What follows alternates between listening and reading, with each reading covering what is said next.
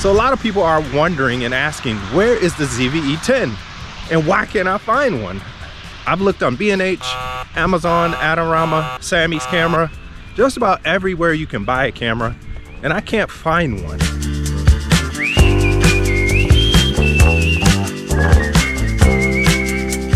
Now, I've had a lot of people ask me, how come I can't find the Sony ZV E10? When is it gonna be available again? And my answer is, I have no idea because I don't work for Sony and I don't know about their production.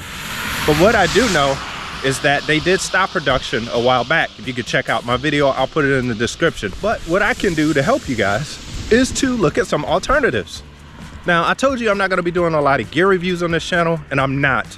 But in this instance, I do think I can help some people out. So I'm not using the Sony ZV E10 right now. This is a different camera. I'm actually shooting with a GoPro Hero 10, and it's small, it's lightweight, and it's doing what I want it to do. Plus, it's raining outside. And I wouldn't do this with a regular camera like a Sony ZV E10 or even the ZV-1 or any of the other cameras because most of them aren't weatherproof.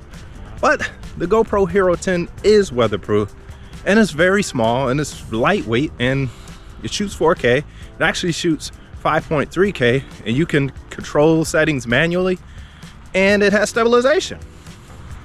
And it doesn't look that bad as long as you're in good light. And you guys tell me what you think. Are we getting water on the lens now?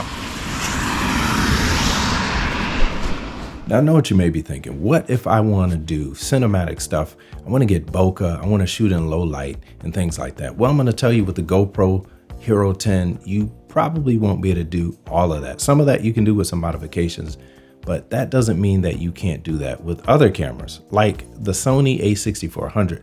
This is a great camera that I've talked about here on this channel before, and I'm actually using it with the Sigma 16mm 1.4. Now, this is a great camera for doing stuff like this, talking heads, live streaming. If you're going to be shooting events, weddings, this is a great camera to have.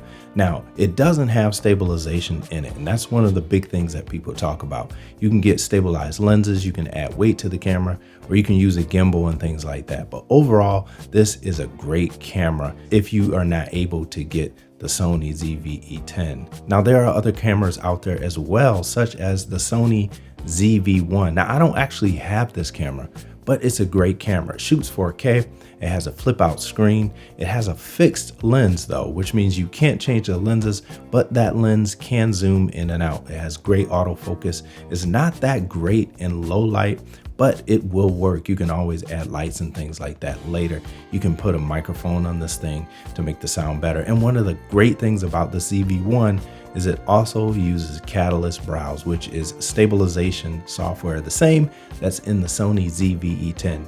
Now, again, I'm not gonna do a full review on this camera because I don't have it, but if you wanna check out Mark Bennett's channel, he has done a great review of this camera. I'm gonna put that down in the description below, so be sure to check that out. That brings us to the next camera, which is the Canon G7X Mark II. Now, this is a great vlogging camera. It isn't an interchangeable lens camera. It is a fixed lens camera, which means you can't change the lenses on it, but it does shoot in 4K. It has a flip up screen like the Sony a6400.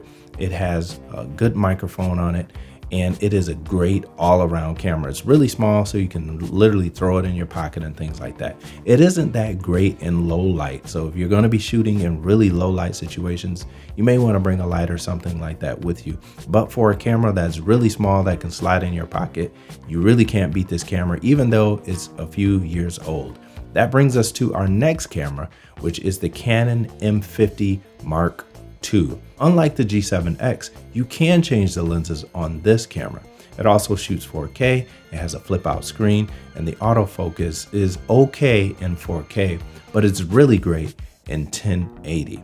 Now, this camera can do pretty good in low light if you have a lens that opens up with a wide aperture, and you can add a microphone to this camera as well, and it is a pretty good all-around camera. You can do live streaming and things like that too with HDMI out using something like an Elgato live stream USB card.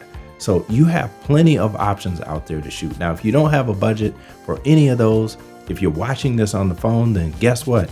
You could use your phone to start your YouTube channel or whatever it is that you're doing. Now, it may not be your first choice, it may not be your best choice, but it may be your only choice at this point if you can't find a Sony ZV E10. Now, most modern phones have autofocus, great stabilization, decent audio, and some controls that allow you to get a great picture out of it. So don't let the excuse of not having the best gear stop you from shooting anything at all, because as long as you have a camera, you can definitely shoot. Now, for those of you that have a Sony ZV E10, why are you watching this video? You should be out shooting. No, I'm just playing.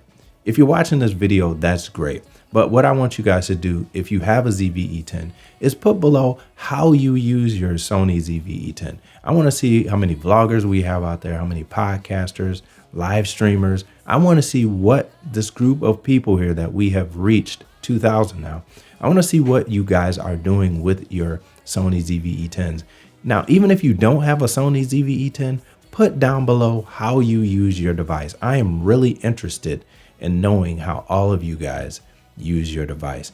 And on the next video, which is going to be coming out in a few more days, I'm going to announce something here. And I think the ZV E10 people are going to love it, and everybody else is going to love it as well. Now, if you want to see a comparison between the Sony a6400 and the Sony ZV E10, even though it's not around, check it out here.